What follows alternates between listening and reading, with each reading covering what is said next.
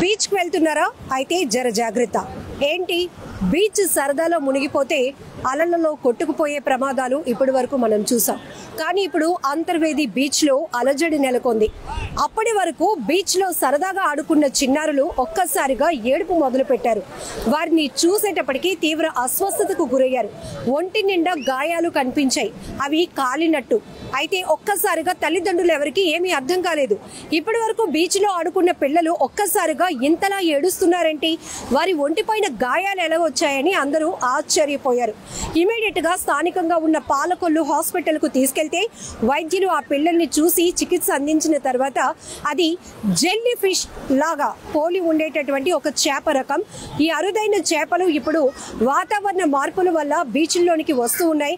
దాని వల్ల ప్రమాదం ఏంటంటే చిన్నవాళ్ళైనా పెద్దవాళ్ళైనా ఆ జెల్లీ ఫిష్ ఆకారంలో ఉండేటటువంటి ఇది జూయిట్స్ అంటారు వీటిని. ఇది కూడా ఒక చిన్న ఫిష్ ఆకారంలో ఉంటుంది. చూడటానికి అది పూర్తిగా మెత్తగా జెల్లీలా అనిపిస్తుంది, కానీ దాని లోపల కూడా ఒక బౌల్ లాగా కనిపిస్తుంది, ఒక బుడగ ఆకారంలో ఉంటుంది.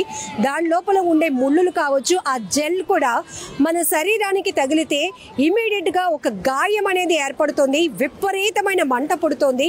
ఆ ఫిష్ ఆకారంలో ఉండే ఈ జెల్లీ ఫిష్ ఆకారంలో ఉండే జూయిట్స్ వల్ల దాని ముళ్ళులు గుచ్చుకోవడం వల్ల కూడా ఇమీడియట్